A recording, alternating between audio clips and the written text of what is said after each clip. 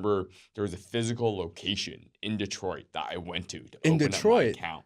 Yeah, they had a physical office. You don't hear about this anymore. How old are you? This is I was in how second long? grade. It was second grade. So I No think way. this is like I don't even remember how old second graders are. But I remember my parents specifically wanted me to get into investing. When they first came to the US, capitalism was a very new concept. They never heard about 401ks, Roth IRAs, and in their first job, they got Yeah. that, right? So they felt it was really, really important to get my sister and I started and building that capitalist mindset, quote unquote, early on, because that was their dream growing up. And that's why they fought so hard to come to the US.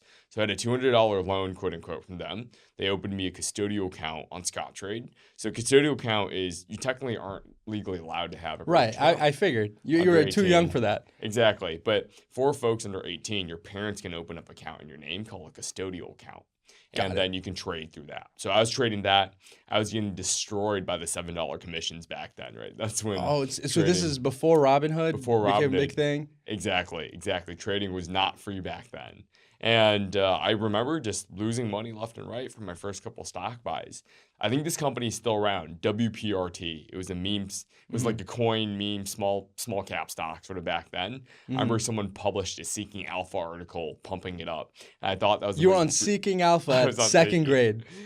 Somewhere around then. It was the early days. Wow. And I remember that was my first experience with the influencer-driven investing decision, where I kind of blindly believed this article because it seemed to make so much sense. I dumped all my money into WPRT. The next 3 days, it dumped 50%. And that was my first lesson, School of Hard Knocks. So I think that experience and just watching to the distribution point, the evolution of how our generation consumes content over the past 10, 15 years has really evolved because of Web 2, social media, the influencer-driven economy, where how we make decisions, and especially in investing, is no longer sitting behind a bunch of screens and analyzing the numbers, right?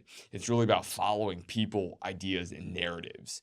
And that's what we see in every single other product, whether we're using social media, it's influencer-led buying today. Influencers are driving our investing decisions, and also product decisions across the board.